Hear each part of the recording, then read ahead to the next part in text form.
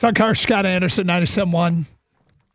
So one day after Mike McDaniel interviews for the offensive coordinator position of the Detroit Lions, he is listed as is it a 1-to-1 favorite to go to Cleveland as a head coach? Yes, he's plus 100. I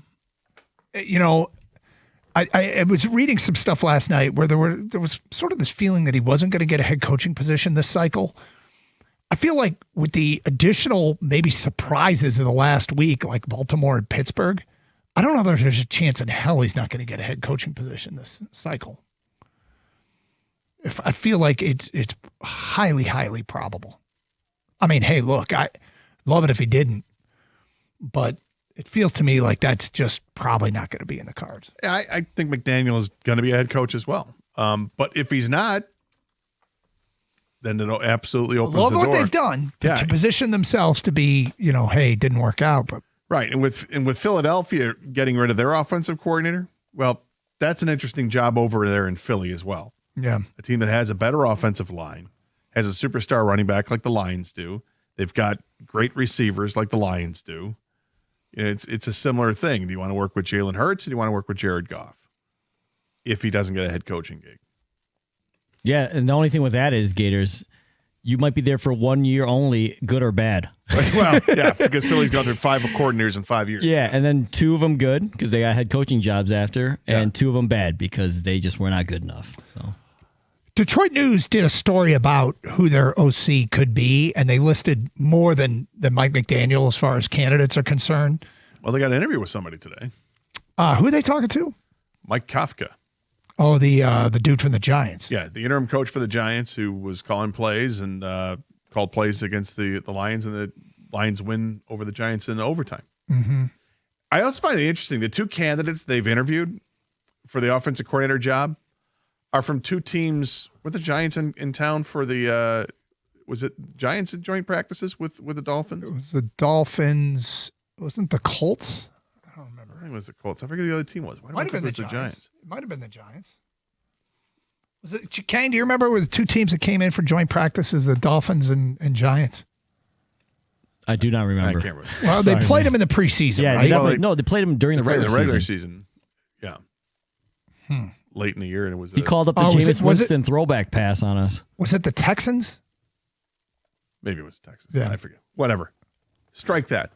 But nonetheless, they obviously played each other in the regular season, and Lions did a great job offensively against the Giants, racking up all those yards, and it was a big Jahmyr Gibbs game, and that's when he had 219 on the ground.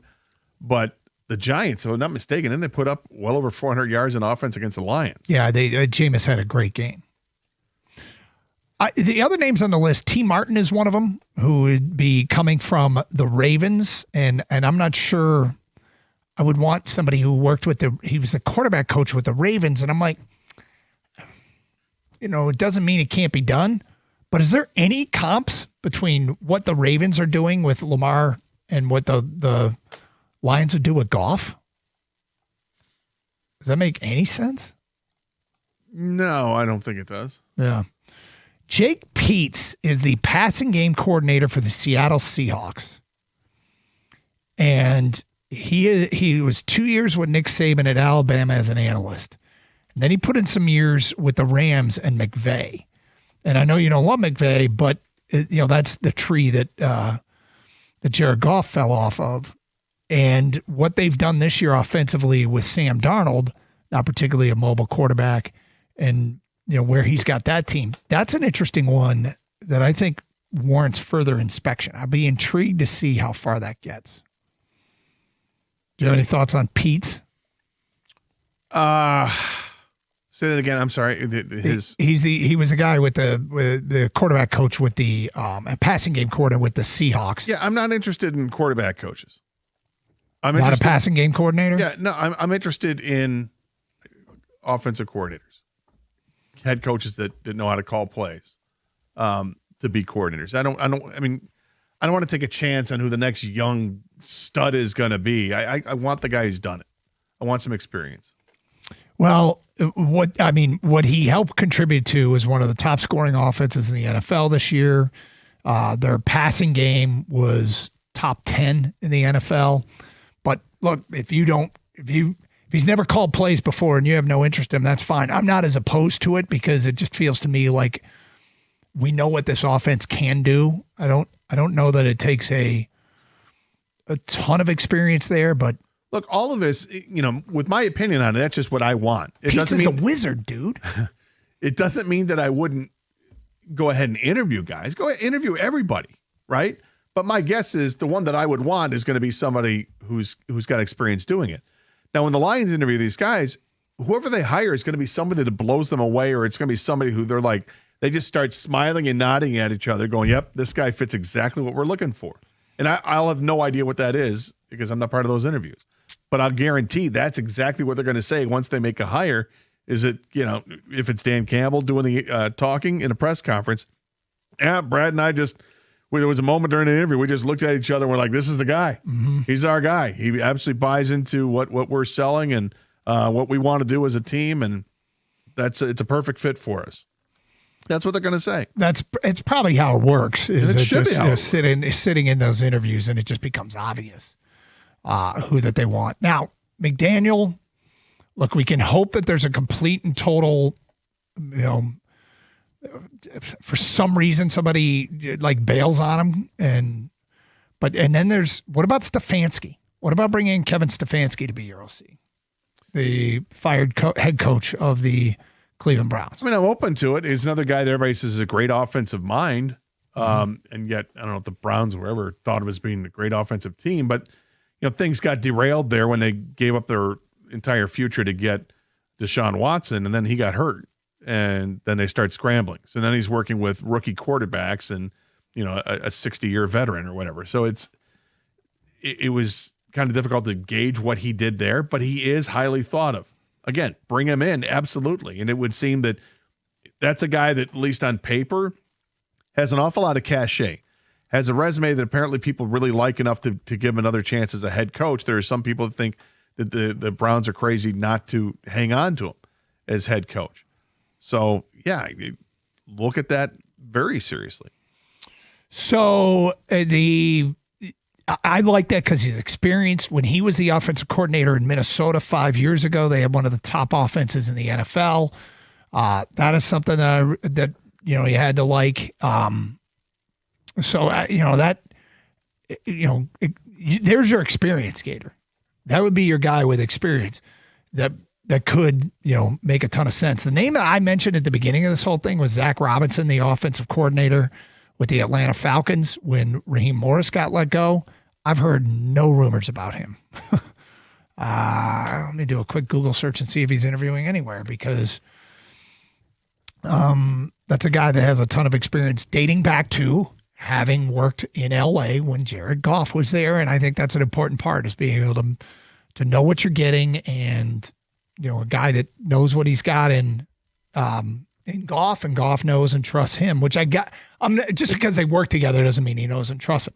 Zach Robinson is interviewing with the Buccaneers as a possibility for their open offensive coordinator spot. So there's that. Meantime, is there anybody from we haven't really looked at who might be left over from the gutted Pittsburgh Steelers staff. If it gets gutted, I guess. Yeah, I thought I just saw that their offensive coordinator is Arthur Smith. He's interviewing for other jobs. So there's that. There's an experienced guy. Yeah, I mean there are other guys that haven't been around for a couple of years, but you're like Mike McCarthy. Is that a possibility? Yeah. If he doesn't get a head coaching job, I think there's a lot of names for offensive coordinator. And the Lions are getting ahead of it already, starting with their interview process. So, and I'm also curious to see what happens with the Lions, if anything, when the new head coaches get hired throughout the league. Because there are 9 head coach openings, which means there are 9 new staffs that are going to be assembled. Mm-hmm. Are any of these coaches going to try to, pilfer off the Lions coaching tree and take one of their assistants and then elevate them to a coordinator position?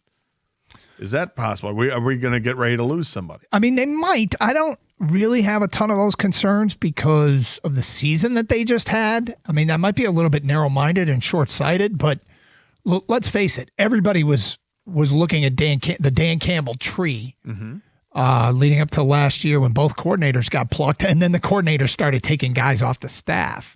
They come back with a new staff this year, and they don't exactly light the world on fire. I don't know how coveted a Lions assistant is right now. Well, the offensive line coach was coveted enough last year to garner an interview for an offensive coordinator position with Seattle. Oh, that's true.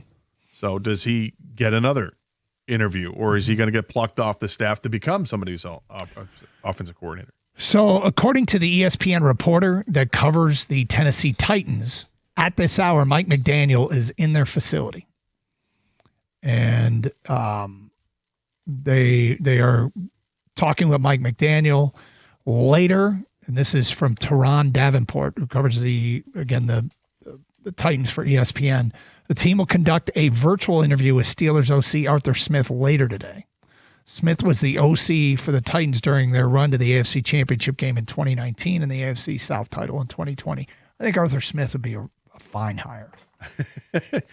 So our old cohort, John Lund, who I used to do the morning show with back in 2006 and 2005, he works out west, and he had an updated best worst list of NFL head coaching jobs, and he put them in order. Titans job he has is number 2, and it's interesting why. Got a quarterback in place, the 4th overall pick, $97 million in cap space, among other things. Well, that makes 2 of your radio partners, because remember when Kang did that question last week, what job would you want the most? For me, it was Tennessee, for all of the resources. They got an extra draft pick. They got all the cap space. They got a star in the defensive line. They got a young quarterback in place that has a ton of promise. I like that job, personally. But, hey, man, there's a reason Vrabel wasn't there anymore, and you got to wonder if ownership gets in the way. But it's Karsch and Anderson. All right. With the surprising news that Tomlin was let go yesterday, it got us to thinking about something here in the office. We will get to that at 12:02 on 97.1.